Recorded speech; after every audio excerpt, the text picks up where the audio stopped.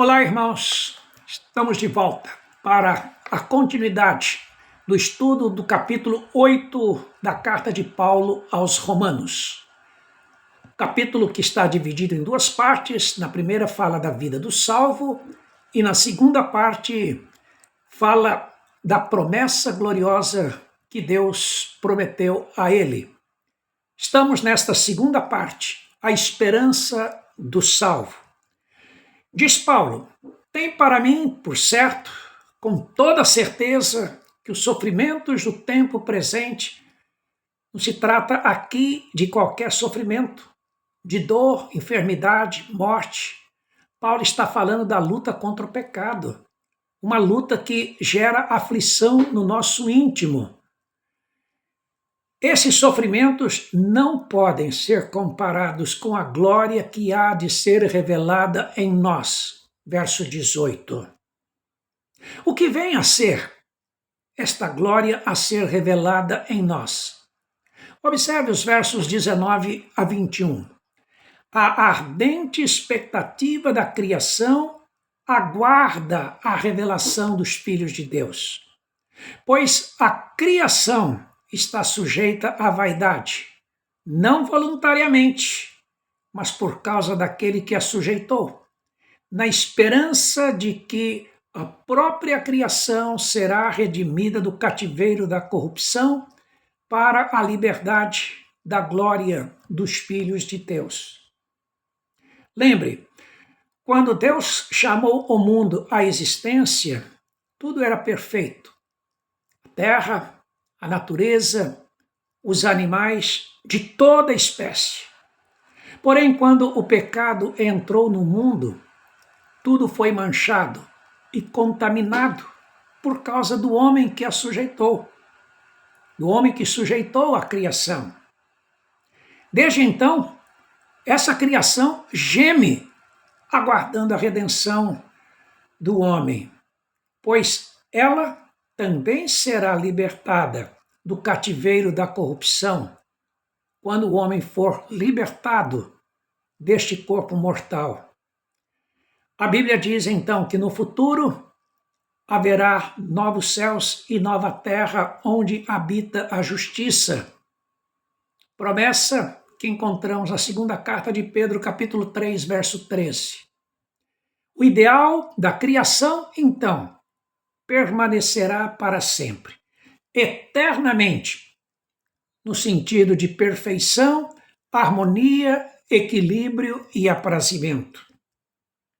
Porque sabemos que toda a criação, a um só tempo, geme e suporta as angústias até agora. Nós percebemos o quanto o nosso planeta está contaminado. É o ar que respiramos, são as águas dos mares e dos rios, são as plantas, os comestíveis, os animais. Toda a criação sofre por causa do pecado humano. Mas também nós gememos pelo Espírito Santo, aguardando a redenção do nosso corpo. Gememos aqui no nosso íntimo. E esse dia da redenção do corpo é o dia que o apóstolo Paulo chama aqui o dia da adoção de filhos. Este é agora o nosso maior desejo, como filhos de Deus. A redenção deste corpo carnal, pecaminoso, contaminado, quando receberemos um novo corpo semelhante ao corpo de Jesus, não mais sujeito à presença do pecado, mas glorioso e eterno nos céus. Esta é a nossa esperança, e nessa esperança é que fomos salvos. Ora, a esperança que se vê não é esperança, pois o que alguém vê, como espera? Mas se esperamos o que não vemos, com paciência o aguardamos, versos 24 e 25. Temos de convir que a luta contra o pecado não é fácil. Nos angustia, nos faz sofrer demais, porém precisamos suportar e aguardar só mais um pouco, só mais um pouquinho, e logo chegará o dia da redenção deste corpo. Enquanto isto, o consolo e o ânimo que temos é de que não estamos sozinhos nesta luta.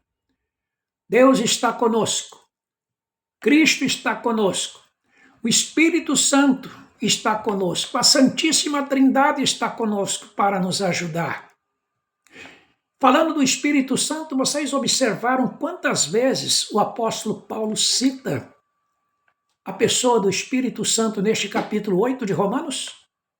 17 vezes. 17 vezes. Ele fala do Espírito Santo que nos foi dado para nos libertar da lei do pecado e da morte.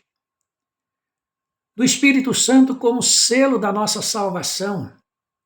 O Espírito Santo é quem habita em nós, é quem nos conduz, ou quem conduz a nossa inclinação para fazer a vontade de Deus. É o Espírito Santo que vivifica o nosso corpo mortal, que testifica com o nosso espírito que somos filhos de Deus. É o Espírito Santo que nos guia na luta contra o pecado. E agora Paulo vai dizer também que é o Espírito Santo que nos assiste em nossas fraquezas e intercede por nós junto ao trono do Pai.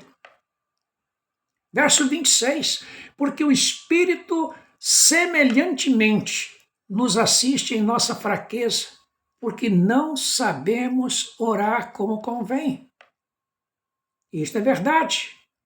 Oramos muitas vezes para Deus para não mais pecarmos, para Deus afastar o pecado de nós. Mas Ele disse que nós continuaríamos pecando. Não é o fato de sermos salvos que estaríamos livres de pecar. Deus também não disse que não seríamos mais tentados, continuaríamos sendo tentados e assim seremos até o fim. Ele disse, porém, que nos ajudaria a vencer o pecado, provendo os meios de escape, sendo a nossa força para vencer o pecado. O Espírito Santo nos ajuda. O Espírito Santo nos assiste nas fraquezas.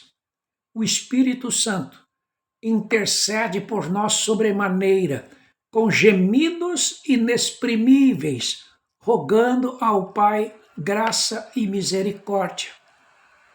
Perceberam bem? A natureza geme por causa do nosso pecado. Nós gememos por causa do nosso pecado e da luta que temos de fazer para vencer o pecado na carne. Gememos, ansiosos por sermos revestidos do nosso novo corpo. O Espírito Santo também geme na medida que intercede por nós e expressa diante do Pai o desejo de que o Pai seja gracioso e misericordioso conosco em nossas fraquezas. Aquele que sonda os corações, Deus, o Pai, sabe qual é a mente do Espírito, qual é a sua intenção.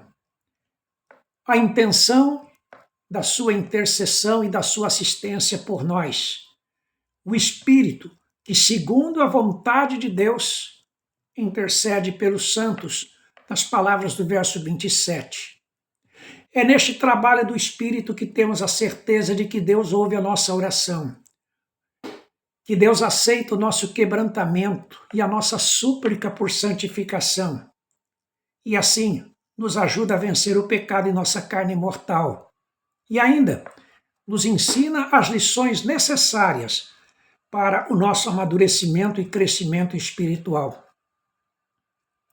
No verso 28 lemos: sabemos que todas as coisas cooperam para o bem daqueles que amam a Deus, daqueles que são chamados segundo o seu propósito.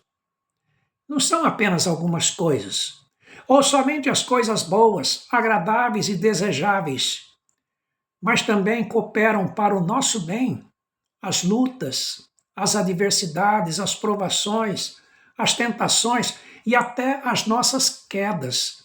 Em todas as situações da vida, Deus está nos ensinando e está nos fortalecendo e nos amadurecendo. Todas as coisas estão cooperando para o nosso bem. Então não desanimemos. Sigamos em frente. Deus usa todos os eventos, todas as coisas, para nos amadurecer e para nos tornar cada vez mais parecidos com Cristo. Nos versos 29 e 30 temos o processo da salvação resumido em poucas palavras. Porquanto aos que de antemão conheceu, isto é, gerou nova vida, também os predestinou.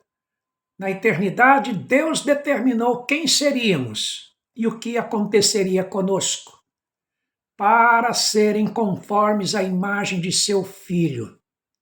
Nós fomos criados com este propósito, a imagem e semelhança de Deus, conforme Gênesis 1, 26 e 27, a fim de que Jesus seja o primogênito entre muitos irmãos, o primeiro a ressuscitar com o corpo glorioso. E aos que predestinou, isto é, aos que escolheu, a estes também chamou, a estes fez o convite da graça.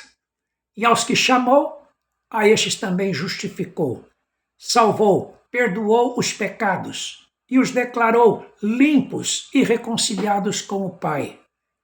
E aos que justificou, a estes também glorificou, dando-lhes a certeza da vida eterna, garantindo um novo corpo, não mais sujeito à presença do pecado. Terminando o capítulo 8 de Romanos, à luz do ensino sobre a natureza carnal e a luta contra o pecado, à luz da obra redentora de Jesus na cruz, à luz da intercessão do Espírito Santo por nós, Paulo conclui perguntando: que diremos, pois, à vista destas coisas? Que diremos, pois? E ele mesmo responde com 5 colocações. Primeiro, se Deus é por nós, quem será contra nós? Segundo, aquele que não poupou seu próprio filho, antes por todos nós o entregou, porventura não nos dará graciosamente com ele todas as coisas? Verso 32. Deus é poderoso e Deus é fiel para cumprir as promessas que fez. Terceira colocação, quem intentará acusação contra os eleitos de Deus? É Deus quem o justifica. E Deus já nos justificou por meio do sangue de Cristo, quando cremos nele para a nossa salvação. Já estamos justificados. Nenhuma condenação mais há para nós que esperamos em Cristo. Quem os condenará? É a quarta colocação. É Cristo quem morreu, ou antes quem ressuscitou, o qual está à direita de Deus e também intercede por nós. Verso 34. E a quinta colocação. Quem nos separará do amor de Cristo? Será tribulação? Angústia? Ou a perseguição? Ou fome? Ou nudez? Ou perigo? Ou espada? Como está escrito, por amor de ti somos entregues à morte o dia todo. Fomos, pois, considerados como ovelhas para o matadouro. Versos 35 e 36. Desta forma, em todas as coisas, porém, somos mais do que vencedores por meio daquele que nos amou. Sim, somos mais do que vencedores na luta contra o pecado e contra a carne, por meio de Cristo Jesus. Porque eu estou bem certo de que nem a morte, nem anjos, nem a vida, nem anjos, nem os principados, nem as coisas do presente, nem do porvir, nem os poderes, nem a altura, nem a profundidade, nem qualquer outra criatura poderá separar-nos do amor de Deus que está em Cristo Jesus, nosso Senhor. O que Cristo fez na cruz do Calvário foi suficiente e definitivo. Estamos salvos. E é por meio de Cristo que temos a promessa gloriosa de um dia estarmos com Ele e sermos revestidos do novo corpo espiritual. Que Deus assim te abençoe e te anime sempre. Fique conosco para os próximos estudos em Romanos.